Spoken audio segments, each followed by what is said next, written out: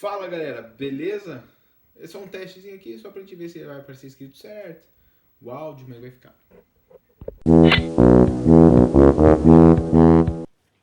Fala, galerinha. Fala galerinha, beleza? Seguinte, então a gente vai começar um assunto novo. A gente vai falar um pouquinho sobre estatística, correto? E aí, a primeira informação que a gente precisa a respeito desse novo assunto é o que é a estatística, né? Quando a gente fala em estatística dentro da matemática, a gente diz que a estatística é um ramo da matemática que vamos dizer assim, preocupada em fazer a coleta de dados, organização de dados, tabulação de dados, assim como a análise dos dados que foram coletados, tá? Onde a partir dessas análises que são feitas, a gente consegue tirar algumas conclusões, ok?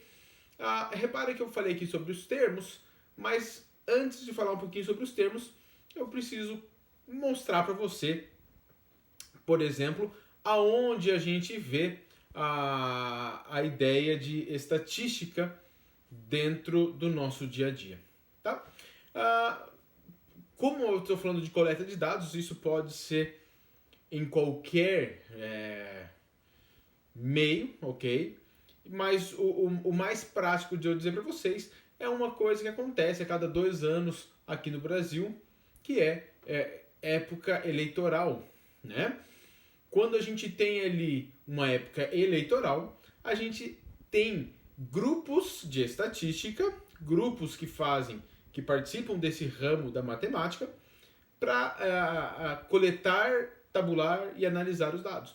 A gente tem ali Datafolha, a gente tem Ibope, né? A gente tem algumas empresas, Vox Populi, que fazem exatamente esse trabalho de coleta até a análise e divulgação dos dados. Então eu vou tentar mencionar com vocês exatamente essa questão da política, tá? Eu não vou entrar no mérito de esquerda ou direita, eu só vou usar o ambiente eleitoral para a gente poder falar um pouquinho sobre estatística, ok? Vamos para os termos? Vamos lá.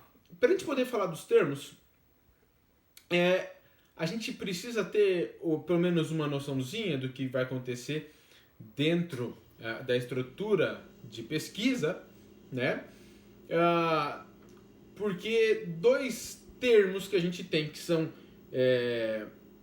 muito utilizados é a questão de você ter uma população e a questão de você ter uma amostra, tá?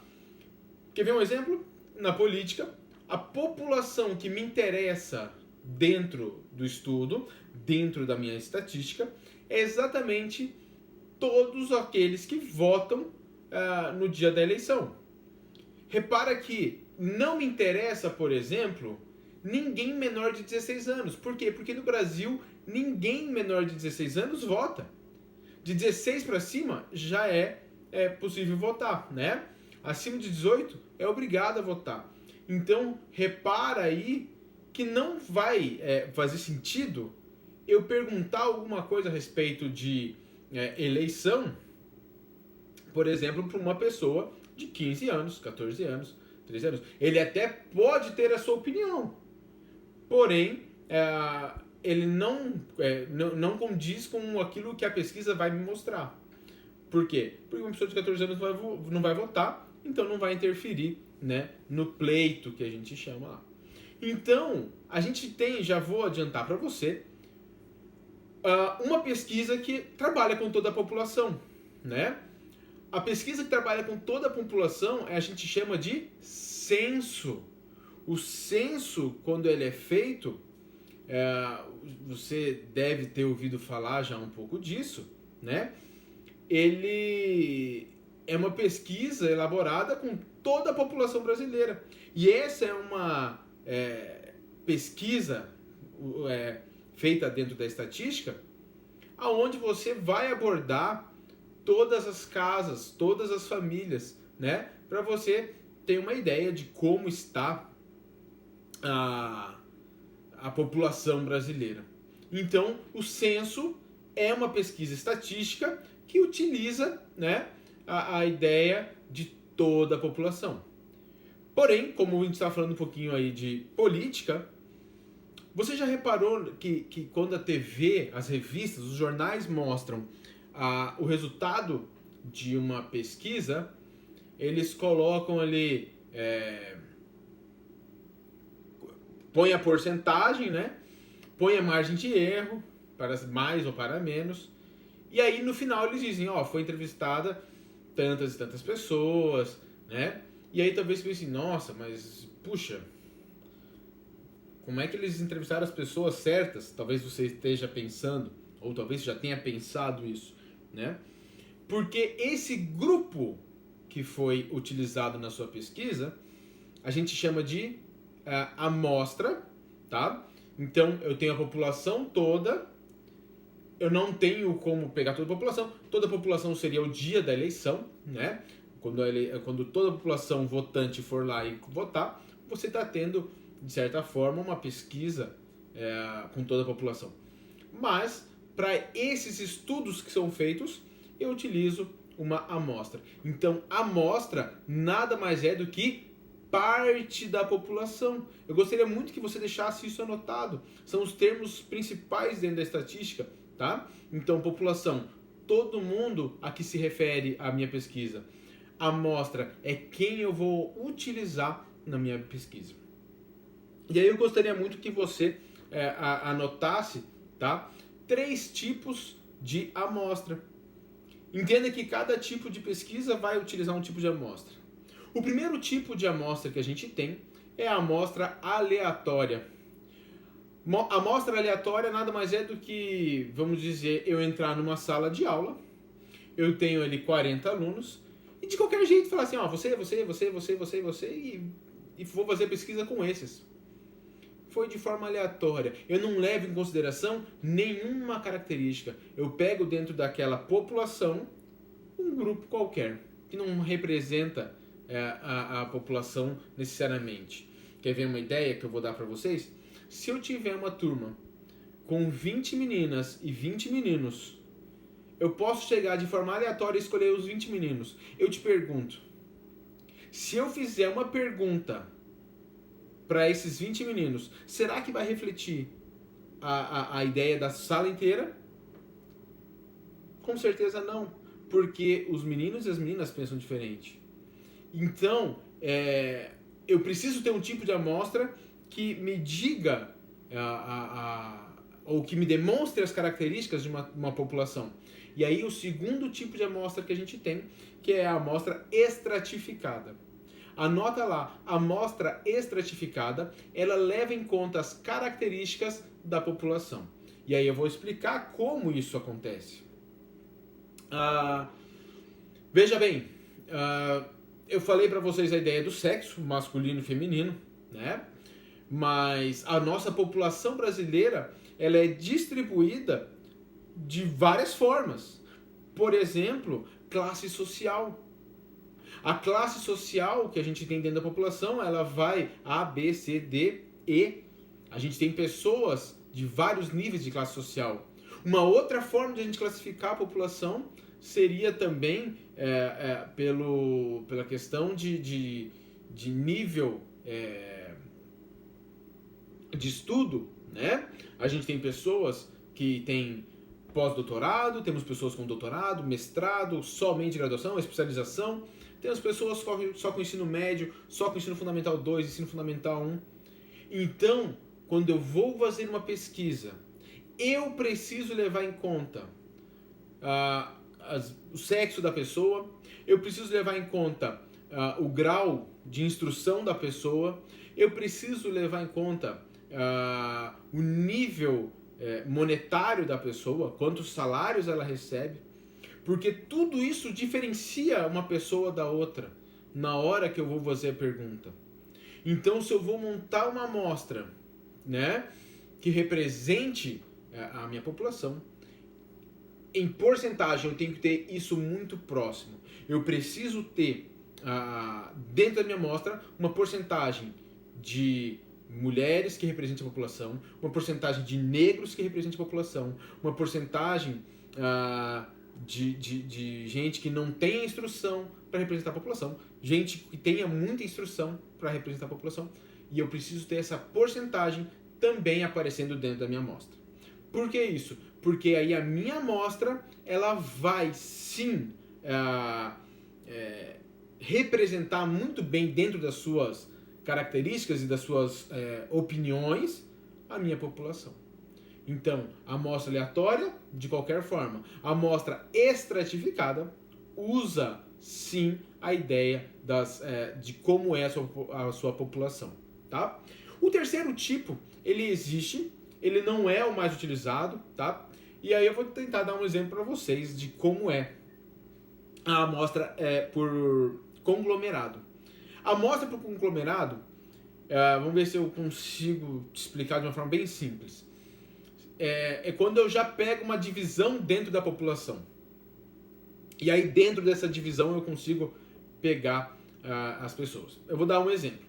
Se eu vou fazer uma pesquisa na cidade de Curitiba, já existe uma divisão dentro da cidade que eu posso utilizar. A gente chama essa divisão de bairros, né? Então, por exemplo, eu quero fazer uma pesquisa em Curitiba, já tem uma separação e eu vou pegar a população do Bom Retiro, a população do Pilarzinho, população do São Lourenço, do Centro Cívico, do Portão, do SIC, Umbará, Caiuá. Eu consigo, dentro de Curitiba, ter já uma separação dentro da população, tá? E aí eu utilizo essa separação para eu poder escolher as minhas amostras, tá? Uma ideia, rapidinho, eu quero fazer uma pesquisa de Curitiba. Eu pego o percentual que tem em cada bairro e eu já escolho a quantidade de pessoas dentro dos bairros, tá? Eu espero que tenha ficado clara essa ideia de amostra. Ela é muito importante para a gente poder prosseguir depois dentro da parte de estatística. Ainda falando de estatística, a gente falou de população, a gente falou de amostra, né? Aí a gente está trabalhando com quem vai participar. Um segundo termo que a gente tem que pensar, né? Ou um segundo tipo de termo que a gente vai ter que pensar dentro da estatística é a ideia de variáveis. Eu vou tentar deixar bem claro. O que é uma variável dentro da estatística? Uma variável ela é relacionada exatamente com a pergunta que vai ser feita dentro da sua pesquisa. Ok? Então, o tipo de pergunta que você vai fazer é uma variável. E o tipo de pergunta ela pode ser classificada de 3 formas. Ok? Então, você tem a questão do estudo das variáveis da sua pesquisa ou variáveis da estatística, tá? Para isso, eu vou passar para o lado de cá. Eu já escrevi aqui, né? Os 3 tipos de variáveis: nominais, ordinárias e quantitativas. Para eu tentar explicar para você qual é a diferença de cada uma delas, eu vou já te dizer que não é nenhum bicho de 7 cabeças, é bem tranquilo você conseguir determinar, principalmente relacionar nominais com as outras duas, tá? A nominal é aquela pergunta da pesquisa que você não consegue colocar em ordem. O que eu quero dizer com isso? Não tem uma resposta, essa é maior que essa vem antes que essa, tá? Não tem maior ou menor. Vou dar um exemplo para você, né? Por exemplo, se dentro de uma pesquisa, o sexo da pessoa, eu tenho 2 possibilidades, masculino e feminino. Você entende que você não consegue dizer quem vem antes de quem? Não tem ordem. Não tem ordem. Uma outra pergunta que é de uma variável nominal é se eu perguntar para você, por exemplo, qual é o seu lazer favorito? Algumas pessoas vão falar música, as outras vão falar dança, as outras vão falar jogos, dormir, futebol, vôlei, basquete, qualquer coisa. E novamente, as respostas que você vai obter, elas não são possíveis ser colocadas em ordem, porque não tem ordem, tá? Não tem ordem. Quando uma variável, quando a resposta de uma pergunta, ela não tem ordem, a gente diz que ela é nominal. Você vai reparar que dentro da pergunta você não tem, por exemplo, números, você não tem classificações, ok? Então, a variável nominal ela acaba sendo a mais simples de identificar. A hora que você pega uma pesquisa, você consegue verificar, opa, essa é nominal, ela é bem tranquila, tá? Agora vamos falar um pouquinho sobre a ordinária e a quantitativa. Ordinária vem de ordem, ok? Eu acho que isso é bem claro, né? E quantitativa vem de quantidade. Então, existe alguma coisa que difere a ordinária da quantitativa, tá? Para a questão de vestibular, eu não acredito que vão perguntar para você, eles não vão pedir para você classificar uma variável, eles não vão, tá? Mas é importante a gente saber que existe. Então eu vou tentar diferenciar para vocês. Uma variável quantitativa, ordinária, desculpa, uma variável ordinária é aquela que você pode pôr em ordem, mas não necessariamente ele seja um número. Quer ver um exemplo? Vamos falar de política mais um pouco, tá? De tempo em tempo é feita uma pesquisa de como você classifica o governo do seu país. E aí as pessoas podem responder. Repara que não é número. Mas essas pessoas respondem péssimo, regular, bom, muito bom, excelente. Quando eu classifico dessa forma, repara que eu consigo colocar uma ordem. Do péssimo pro excelente, ou decrescente, né? Do excelente pro péssimo. Se dentro da minha pesquisa eu coloco as opções, vamos dizer, por exemplo, assim, quanto você estuda matemática por semana? De 0 a 1 hora, de 1 a 2 horas, de 2 a 3 horas, de 3 a 4 horas. Repara que eu não tenho um valor, uma quantidade exata, né? Eu tenho ali intervalo, mas eu consigo colocar em ordem. Primeiro vem de 0 a 1, depois de 1 a 2, depois de 2 a 3 e por aí vai. Então ela é uma variável ordinária, tá? Eu acho que faltou o acento aqui, ó. Já me mandaram uma mensagem ali, mentira, acabei de ver. Eu acredito que fique claro também essa questão da ordem. E aí talvez você se pergunte, tá, professor, beleza, e quantitativa? Quantitativa é número, é o número propriamente dito. Por exemplo, se eu faço na pesquisa a pergunta, quantos anos você tem? Quando eu digo quantos anos você tem, você responde, eu respondo 35, outra pessoa responde 30, o outro 29, 27, 20, 15, depende da pesquisa que eu vou resolver, né, que eu vou preencher. E aí eu consigo ordenar, eu consigo dizer do menor para o maior, e aí são exatamente os números. Outras variáveis quantitativas. Que número você calça? Quanto você mede? Seu peso, tá? Repara que são valores exatos. A quantitativa é exatamente um número, ok? Então é necessário eu ter essa ideia de quais são as variáveis. Quando eu vou construir, né, uma pesquisa, eu preciso pensar, quais são as minhas perguntas, que são variáveis nominais, ordinárias e quantitativas. Falando então de mais termos, vamos falar um pouquinho sobre frequências, ok? Onde a gente vai ver frequência dentro das pesquisas? Frequência é com qual frequência algumas respostas vão aparecer. Por exemplo, dentro da variável nominal. Qual é seu lazer favorito? Faço a pesquisa numa turma, numa amostra, né? Quantas vezes vai aparecer a resposta futebol? Quantas vezes vai aparecer a resposta música?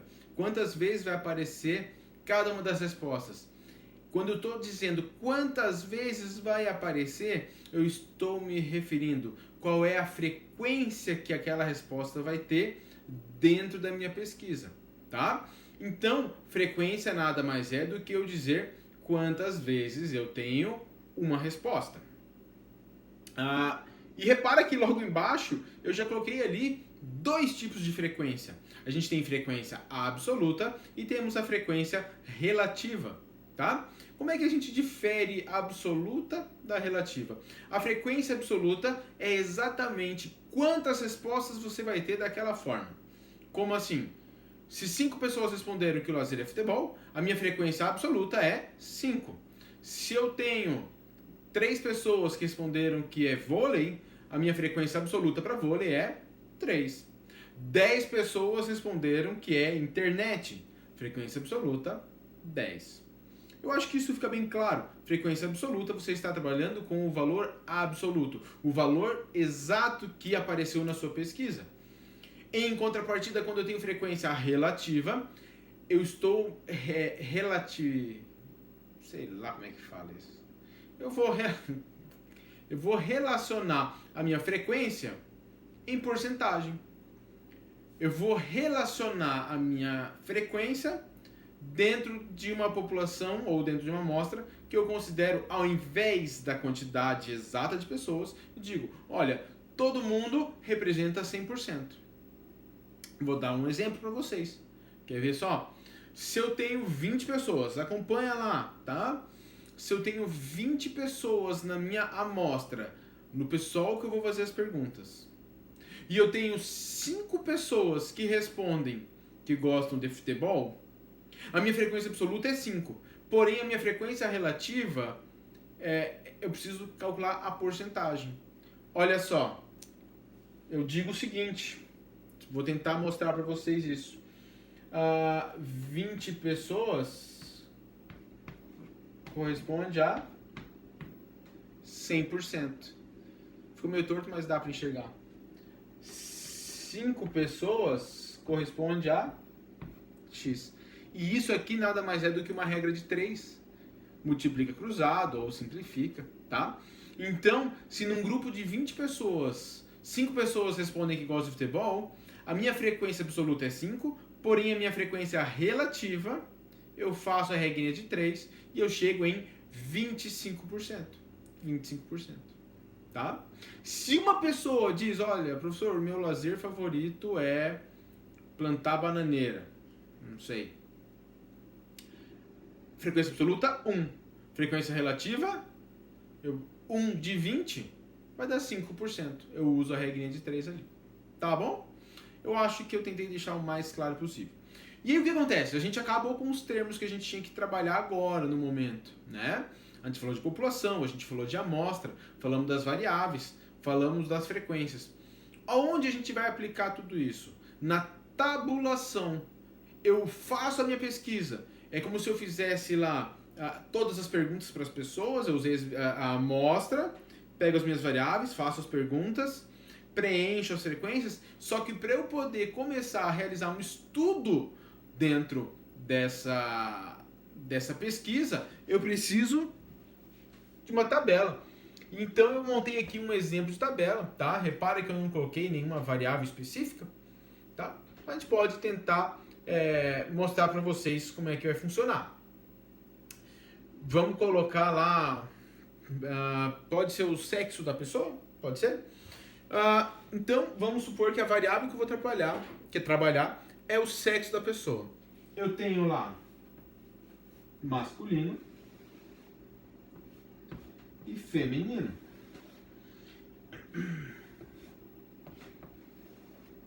Eu vou colocar aqui total. Vocês já vão entender o porquê. Vamos trabalhar com aquele grupo de 20 pessoas. Perguntei o sexo. Quantas pessoas me falaram masculino? Vou colocar 8. Então, a minha frequência absoluta do sexo masculino são 8 pessoas. Do sexo feminino, 12. O que é esse total? É a soma de todas as respostas masculino com as respostas feminino. 8 mais 12, 20. E aí agora você tem que preencher a frequência relativa. Se eu quero preencher a frequência relativa, pessoal, repare que o jeito mais simples é eu começar exatamente pelo total. Por quê? Porque eu falei para vocês o que é frequência relativa? É eu trabalhar com porcentagem. E então 20 é o total das pessoas. É todo mundo que eu estou fazendo a minha pesquisa. Então a frequência relativa do total sempre vai ser 100%. E aí agora é só eu fazer uma regrinha de 3. Talvez você tenha um jeito mais simples, e eu concordo que eu também acho mais simples, que é como? Se eu tenho a coluna aqui da frequência absoluta e da frequência relativa, dois resultados das colunas aqui, por exemplo, do 20 para o 100, eu consigo reparar que do 20 para o 100 eu estou multiplicando por 5. Então todos esses eu também vou multiplicar por 5. 8 vezes 5 vai dar 40. 40 é o quê? Por cento. Olha, se 40% é masculino, você já consegue dizer a porcentagem do feminino. Mas caso você não consiga, tá? É porque a gente sabe que de 100% 40 é masculino, o restante é feminino. Se não, eu pego e multiplico 12 vezes 5. 60%. Pergunto se ficou claro para todo mundo, tá? Esse tipo de questão, esse tipo de informação extremamente importante, porque é a tabulação de uma pesquisa, tá? É a tabulação de uma pesquisa. Espero que tenha ficado claro o raciocínio, tá? E a gente se vê nas próximas aulas. Grande abraço, até mais!